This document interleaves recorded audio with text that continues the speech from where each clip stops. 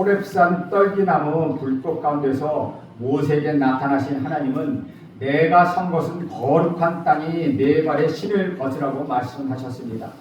하나님께서 모세에게 신을 벗으라는 데는 두 가지 의미가 있습니다. 첫째, 신은 땅을 밟아서 더러운 것으로 곧 인간의 행위를 가르치는 것입니다. 우리는 하나님 앞에 나아갈 때 나 자신의 행위를 회개해야만 한다는 것입니다. 나 자신의 행위를 조금 더 의지할 것이 없고 맨발로 서 있듯이 우리 행한 바를 전적으로 회개해야 한다는 뜻을 담고 있습니다. 왜냐하면 시편 64편 6절에는 대저 우리는 다 부정한 자 같아서 우리 의는 다 더러운 옷 같다고 말씀하고 있기 때문입니다. 두 번째 의미는 모세로 하여금 어떠한 존재인지를 알려주기 위함이었다는 것이죠. 고대 근동사에서 신발은 자유인들만 신는 것입니다. 종들은 맨발로 다녔습니다. 그러므로 하나님께서 모세에게 신을 벗으라고 명령하신 것은 그가 하나님께 절대 순복해야 할 하나님의 종임을 알려주시기 위함이었다는 것입니다. 모세를 향한 하나님의 명령은 오늘날 하나님의 일꾼으로 부름을 받은 성도들에게 동일하게 적용되는 말씀이기도 합니다. 하나님의 일꾼으로 부름받은 자들은 하나님의 뜻에 절대적으로 순종해야 한다는 것입니다. 하나님께서 무엇 때문에 호렙산에서 나타나셔서 모세를 부르셨습니까? 그것은 모세를 통하여 이스라엘 민족을 구원하기 위함이었습니다. 모세는 이때 하나님의 소명을 받아 430년 동안 애굽의 종살이에서 고생하는 이스라엘 민족을 구원해 냈다고 했습니다. 하나님께서 아브라함을 부르신 이유는 또 무엇입니까? 그의 씨로 하여금 천하 만민의 복을 얻게 하기 위함이었습니다. 사도 바울을 불러내신 이유는 또한 무엇입니까? 그로 하여금 이방의 복음을 전하여 많은 이방인들을 구원하기 위함이었습니다. 하나님께서 가시떨기나무의 스가와 같이 우리를 어디에 쓰시려고 불러주셨습니까? 그것은 나 한 사람, 여러분 한 사람만의 구원을 위한 것이 아니라 여러분을 통하여 여러분의 가정, 여러분의 식구들이 구원을 받고 여러분의 이웃을 구원을 받고 여러분의 일가 친척들을 구원시키기 위하여 불러주셨음을 잊어서는 안 된다는 것입니다. 모세는 하나님께로부터 내가 너를 바로에게 보내어 내 백성 이스라엘 자손을 애굽에서 인도하여 내게 하리라는 말씀을 듣고 11절 같이 대답합니다. 11절에 보면은 그 상반절에 보면 하반절에 모세가 하나님께 아뢰되 내가 누구에게 11절 앞에 보면 모세가 하나님께 이르되 내가 누구에게 바로에게 가며 이스라엘 자손을 애굽에서 인도하여 내리이까 라고 말합니다. 즉 모세는 지금 자신을 이스라엘의 출애굽 지도자로서는 부적절한 사람이라고 하나님께 부르짖고 있다는 것이죠. 이러한 모세의 겸손한 고백은 40년 전에 스스로 이스라엘 구원자로 자처하며 애굽 사람을 쳐 죽였던 그의 태도와는 정반대의 모습을 보여주고 있습니다. 그가 얼마나 철저하게 변화되었는지는 우리는 알 수 있다는 것이죠. 모세는 지난 40년간 광야에서의 연단을 통하여 혈기와 자아가 다 깨어지고 지극히 겸손하고 온유한 사람이 되었습니다. 그래서 성경의 마지막을 모세보다 이 땅에 더 온유한 사람은 없다고 말하고 있습니다. 결국 이로 인하여 모세는 하나님께 귀하게 쓰임받고 큰 영광을 얻게 되었습니다. 이와 같이 우리들은 고난을 통하여 혈기와 자아가 깨어지고 인내를 배우면서 하나님 앞에 겸손하고 순종하는 성숙한 신앙인이 되어야 합니다. 그래야 하나님께 영광을 돌릴 수 있다는 것이죠. 그러한 점에서 볼 때 성도의 우리들에게 찾아오는 고난은 일시적으로는 고통을 가져다 주지만 궁극적으로 볼 때는 참으로 유익이 되는 것입니다. 그러므로 사랑하는 여러분, 하나님께서 여러분에게 고난을 주실 때 절대로 찾아오라거나 절대로 낙심하지 마시기 바랍니다. 어리석게 하나님을 원망하거나 또한 불평하지 마십시오. 고난은 비록 괴로운 것이지만 생각하건대 현재의 고난은 장차 우리에게 나타날 영광과 좋게 비교할 수 없다고 말씀하고 있습니다. 이 말씀을 꼭 붙잡기를 간절히 바랍니다. 내가 누구이가 내 바로에게 가며 이스라엘 자손의 애굽에게 인도하여 내리게라고 방문하는 모세에게 하나님께서는 이렇게 대답하셨습니다. 그 앞에 12절에 보면 하나님이 이르시되 내가 반드시 너와 함께 있으리라. 내가 그 백성을 애굽에서 인도하여 낸 후에 너희가 이 산에서 하나님을 섬기리니 이것이 내가 너를 보낸 증거니라. 그러자 모세는 다시 하나님께 질문합니다. 그 질문의 첫 13절 오늘 본문입니다.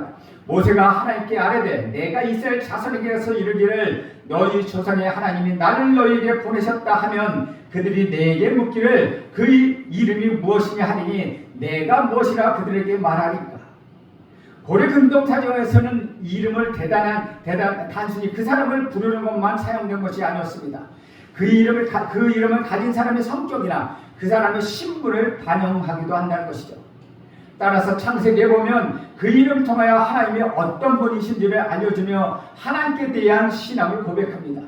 창세기 14장 22절에서 아브라함은 지극히 높으신 여호와로, 창세기 16장 13절에서는 하갈이 감찰하시는 하나님으로, 창세기 17장 1절에서는 아브라함이 또한 전능하신 하나님으로 그렇게 여호와 하나님을 부르고 있다는 것입니다. 모세가 이스라엘 백성이 자신에게 나타나신 하나님의 이름이 무엇이냐고 물으면 어떻게 대답해야 합니까? 라고 하나님께 묻자 우리 하나님은 즉시 대답하십니다. 14절 말씀입니다. 하나님이 모세에게 이르시되 나는 스스로 있는 자니라. 또 이르시되 너는 이스라엘 자손에게 이같이 이르기를 스스로 있는 자가 나를 너에게 보내셨다 하라. 사랑하는 여러분, 나는 스스로 있는 자라. 영어로 말하면 I am who I am 또는 I am that I am. 이 말씀이 얼마나 엄청나고 놀라운 말인 줄 아십니까? 이 말씀 한마디로 통하여 우주의 온갖 신비가 다 풀리는 것입니다. 이 말씀 속에 들어있는 몇 가지 의견을 살펴보면 이렇습니다. 첫째, 하나님만이 유일한 참 신이시다라는 뜻입니다. 유명한 수학자이며 철학자였던 파스칼은 다음과 같이 말합니다. 이 세상에 세 종류의 인생이 있을 뿐인데 첫째 신과 무관한 인생이요, 둘째는 신을 탐구하는 인생이요, 셋째는 신을 신앙하는 인생이다. 이 세 종류의 인생 가운데 신과 무관한 인생은 어리석은 자요, 신을 탐구하는 인생은 불행한 자요, 신을 신앙하는 인생은 행복한 자라고 말하고 있습니다. 이렇게 말한 그는 아인슈타인과 함께 IQ 200이 넘는 세계적 대학자로 알려진 사람입니다. 인간의 신의 존재를 믿느냐 믿지 않느냐에 따라서 인생의 좌표와 삶의 방향과 삶의 목표가 모두 달라진다는 것입니다. 그렇다면 기독교의 하나님이건 이슬람교의 알라이건 신의 존재를 인정하고 신앙하는 사람은 얼마나 될까요? 브리데니커 세계 영감에 따르면 2017년에 따르면 이슬람교는 약 1억 2,600만 명, 천주교는 약 9억 8,100만 명, 힌두교는 7억 9,300만 명, 그리고 우리 개신교는 4억 4천만 명, 불교는 3억 2,200만 명이라고 통계하고 있습니다. 한편으로 토속신앙을 표방하여 어떤 종교도 갖지 않거나 유실론 자체를 부정하는 사람은 모두 1억 9,200만 명이라는 통계를 내고 있습니다. 그리고 매일 전 세계에서 23개의 새로운 정제가 세존하고 현재는 약 1,500개가 넘는 독립된 종교 운동들이 일어났다고 이야기하고 있습니다.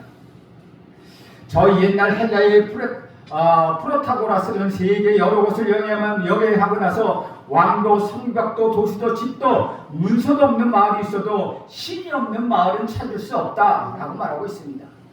선교사님들의 보고에 의하면 아마존 원시 쪽 가운데 하나에서 10까지 세는 말조차 없는 생선 4마리를 사면은 4개 손가락을 펴온 족속이 있는데 그러한 위대한 족속에게 최대의 종교의식이 있어 추장이 검은 양을 잡아 사람들에게 피를 뿌리는 속죄의식을 행한다고 합니다. 이처럼 인류는 동서고금을 막론하고 어떤 형태든지 신을 숭배하고 신을 예배하며 신에게 빌고 신의 이름으로 결혼 서약을 하고 신의 이름으로 죽은 자의 장례식을 치릅니다. 그러나 성경은 하나님 외에 신이라고 말할 수 있는 존재는 어디도 없다고 말하고 있습니다. 다른 신을 섬기지 말라고 분명히 우리에게 이야기하고 있다는 것이죠. 왜냐하면 다른 어떤 존재도 신이 될 수 없기 때문입니다. 모세는 이스라엘 백성들을 향하여 하늘과 땅의 땅 아래, 하늘과 땅 위에, 하늘 아래와 땅 위에 오직 여호와 하나님이시오 다른 신이 없는 줄을 압니다 라고 그는 고백하고 있다는 것입니다. 하나님께 주신 나는 여호와라 나 위에 다른 신이 없나니 나밖에 신이 없느니라고 분명히 말씀하셨습니다. 하나님 외에 다른 존재라도 신이라고 불릴 수 없다는 것입니다. 오직 하나님만이 유일하고 자존하시며 모든 존재의 근원이 되시는 참 신이 되신다는 것입니다. 그러므로 이 땅의 모든 만물을 오직 여호와 하나님께만 영광을 돌리고 찬양하고 경배를 드리는 것 마땅하지 않겠습니까? 그러나 오늘날 수많은 사람들은 유일하게 스스로 있는 자요 모든 근원의 존재가 되시는 하나님을 외면한 채 헛되고 무가치한 존재를 신으로 섬기며 살아가고 있다는 것입니다. 그런 돌과 나무로 남는 것을 신이라고 섬긴가 하면 과학주의, 이성주의, 실용주의와 같은 공허한 원리들을 교리로 하여 자신의 배를 섬기며 살아가고 있다는 것입니다. 주 안에서 사랑하는 여러분, 우리는 과연 이러한 우상 숭배로부터 자유롭습니까? 혹시 하나님만이 유일하게 스스로 계신 분이요 그런 말미암아 모든 존재가 시작되었다는 사실은 교회 안에서만 믿고 세상에 나가서 세상 사람을 만나며 그들이 말하는 세계관에 동조하여 마치 하나님이 없는 사람처럼 오직 나 자신만을 위하여 살아가고 있지는 않습니까? 만약 그렇다면 우리는 분명히 우상 숭배의 죄악을 범하고 있는 것입니다. 우리가 만약 정상적인 성도라면 우리는 어느 자리 누구 앞에서든지 오직 여호와 하나님만이 유일하게 스스로 계신 분이며 상처나제 모든 존재는 오직 그와 그로 말미암아 시작되었나라고 당당하게 고백할 수 있어야 한다는 것입니다. 그러므로 우리 모든 삶의 영역에서 오직 유일하신 스스로 있는 자, 자주하신 자여 존재의 근원이신 하나님께 영광과 찬송을 올려드리시길 간절히 원합니다. 두 번째 뜻은 하나님만이 우주 만물의 창조주이시라는 뜻을 담고 있습니다. 나는 스스로 있는 자니라 라는 말씀은 하나님만이 세상 모든 만물을 창조하신 창조주라고 말씀하십니다. 창세기 1장 1절에 분명히 말씀하십니다. 태초에 하나님이 천지를 창조하시니라.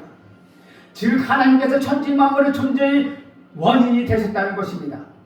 이것이 이미 존재하고 있는 모든 재료를 가지고 다른 형태의 것으로 만든 행위와는 구별된다는 것이죠. 그야말로 아무것도 없는 그러한 무의에서 존재를 시작하신 것입니다. 만약 하나님께서 필요되신 분이시라면 만들어지신 분이라면 어떻게 이렇게 창조의 능력을 가질 수 있겠습니까? 이사야서 45장 7절에 보면 나는 빛도 짓고 어둠도 창조하며 나는 평안도 짓고 환난도 창조하나니 나는 여호와라. 이 모든 일을 행하는 자라고 말씀하고 있습니다. 히브리서 3장 4절에는 집집마다 지은 이가 있으니 만물을 지으신 이는 하나님이시라고 말씀합니다. 크고 화려한 고층 빌딩에서 음악의 집에 이르기까지 그것을 지은 사람이 있고 그 임자가 있다는 것이죠. 바늘 하나, 단추 한 개라도 만든 사람이 없이는 있을 수가 없다는 것입니다. 유명한 영국의 과학자 뉴턴은 만유인력을 발견했는데 그는 하나님의 존재를 부인하고 기계적인 세계관에 따라 온 인류가 스스로 생성되었다고 믿고 있는 한 친구를 만나고 있습니다. 그는 이 친구가 어떻게 하면 신앙으로 이끌 수 있을까 고민하다가 태양을 중심으로 각각의 혹성들이 빙빙 도는 태양계의 모형을 만들었습니다. 마침내 이 모형이 완성되었을 때 그를 초대받고 온 뉴턴의 친구는 너무나도 정밀하게 만들어진 태양계의 모습을 바라보며 감탄사를 연발합니다. 아, 정말 아름답다. 정말 신기해. 도대체 누가 이걸 만들었지? 그러자 뉴턴은 시치미를 딱 꺼내 말합니다. 아무도 만든 사람이 없어. 그냥 스스로 생긴 거야. 무신론자였던 친구는 어처구니 없다는 표정으로 그를 바라보며 말합니다. 말도 안 되는 소리 마. 어떻게 이렇게 훌륭한 것이 저절로 만들어질 수 있어? 솔직히 얘기해봐. 누가 이것을 만들었어? 그때서 뉴턴은 비로소 환신에 찬 미소를 뜨고 조용한 목소리로 대답합니다. 너는 이 조그만 장난감을 보고도 이것이 스스로 생겨날 수 없다고 말하는데 그러나 이건 저 위대한 우주에 비하면 아주 보잘것없는 없는 빈약한 작은 모방에 불과해. 내가 항상 저절로 만들어졌다고 말하는 저 우주는 말일세 라고 말하는 유명한 일화가 있습니다. 즉, 저 우주는 스스로 만들어진 것이 아니라고 말하고 있는 것이죠. 인간이 만일 범죄하지 않고 그 이성과 영안이 흐트러지지 않았다면 천지 만물을 통하여 우리는 하나님을 알 수 있습니다. 그러나 범죄한 인간은 올바른 판단력이 없기 때문에 하나님을 찾고 복을 받겠다는 것이 그 수많은 우상과 미신 숭배로 떨어지고 말았다는 것이죠. 사실 기독교를 제외한 다른 모든 종교와 미신과 잡신과 우상들은 인간이 하나님을 찾기 위한 몸부림에 불과하다는 것입니다. 기독교와 다른 종교의 차이점 가운데 하나가 바로 이 점에 있습니다. 타 종교는 인간이 하나님을 찾는 종교라면 기독교는 하나님이 인간을 찾아오시는 종교라고 할 수 있습니다. 내가 먼저 하나님을 찾은 것이 아니라 하나님이 먼저 나에게 찾아오신 종교, 그것이 우리가 믿고 있는 이 기독교입니다. 성경은 바로 하나님께서 인간을 찾기 위하여 부르시는 하나님의 음성이요, 그러므로 성경은 하나님에 대한 전문 서적이라고 말할 수 있다는 것입니다. 영국의 왕가를 쓰지 않은 괴짜 임금이 있었습니다. 칸 뉴턴 왕이라고 했는데 1016년에서 1035년까지 재위한 인물입니다. 그는 자신의 신하들이 지나치게 자기를 찬양하는 것이 너무 싫었습니다. 어느 날 그는 신하들에게 왕자를 해변으로 옮기라고 명령합니다. 바닷가에 누이는 왕자에서 왕은 민물이 들어오는 것을 보았습니다. 그는 밀려오는 파도를 향하여 바다여 멈춰라고 명령합니다. 여러 번 명령했지만 물결은 사정없이 몰려들어 왕관의 절반이 차올랐고 파도에 밀려 임금은 왕자에서 떨어졌습니다. 바로 그때 카누트 왕은 신하들에게 이렇게 말합니다. 너희 모두 다 똑똑히 보았느냐? 나는 아무것도 아니다. 내가 가진 권력이라는 것은 하찮은 것이다. 우주를 다스리는 권능은 하나님께 있는 것이다. 그러므로 우리가 의지해야 할 분, 그분은 오직 하나님이시다 라고 신하들에게 말했다는 것입니다. 저는 여러분이 창조주 하나님을 믿고 그렇게 살아가기를 간절히 축원드립니다. 셋째, 하나님만이 유일한 인생의 창조자라는 것입니다. 어떤 진화론자가 아들에게 사람은 본래 원숭이에서 점점 진화되어 사람이 되었다고 말해줍니다. 그러자 덧붙여 사람을 꽁무니를 만져보면서 꽁지가 달렸던 자리가 분명히 있다고 말했습니다. 이 말에 아들은 심각하게 물어봅니다. 아버지, 원숭이가 진화되어서 사람이 되었으면 아버지는 본래 어느 동물원에 있었습니까? 아버지는 본래 어느 동물원에서 오셨습니까? 라고 말했다는 것입니다. 창세기 1장 27절에서 하나님 자기 형상 곧 하나님의 형상대로 사람을 창조하시되 남자와 여자를 창조하시고 라고 말씀하고 있습니다. 또 창세기 2장 7절에서는 여호와 하나님의 흙으로 사람을 지으시고 생기를 그 코에 불어넣으시니 사람이 생명이 되었다고 말하고 있습니다.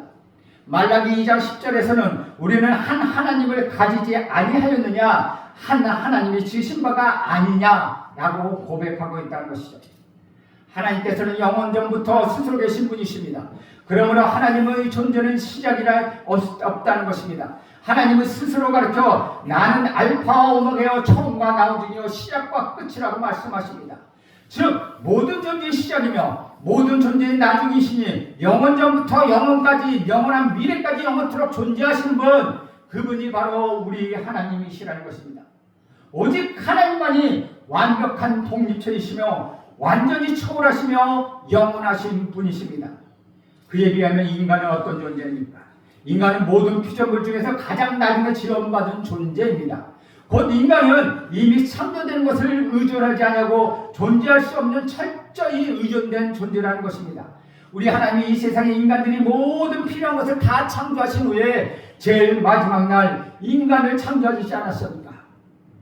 만약에 무리 없이 인간을 창조했다면 인간은 물이 없어서 죽었을 것입니다. 만약에 해가 없이 인간을 먼저 창조했다면 인간은 해 없이는 살 수가 없게 되었을 것입니다. 하물며 인간이 모든 존재의 근원이 되시는 하나님을 의존해야 하는 것 당연하지 않겠습니까? 인간은 하나님을 의존하지 않는다면 존재할 수 없는 사람일 뿐만 아니라 그 존재 자체를 가질 수 없다는 것입니다. 표의 문자인 한자에 보면 사람 이자라는 의미는 사람이 서로 돕고 의존하는 존재라는 뜻을 담고 있습니다. 그러나 성경은 우리에게 어떻게 교훈하고 있습니까? 예레미야 17장 5절에 보면 나 여호와가 말하노라 무릇 사람을 믿으며 혈육으로 그 권력을 삼고 마음이 여호와에게서 떠난 그 사람은 저주를 받을 것이라고 말씀합니다.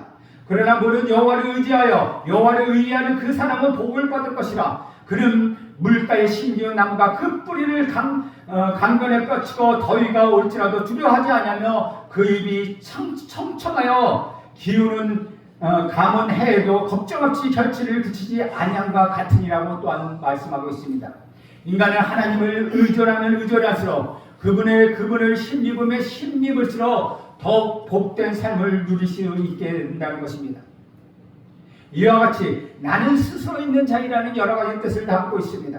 하나님께서는 자신의 이름을 묻는 모세에게 나는 스스로 있는 자라고 계시해 주셨습니다. 나는 스스로 있는 자이라 이 말은 실로 너무나도 놀랍고 너무나도 엄청난 말씀입니다.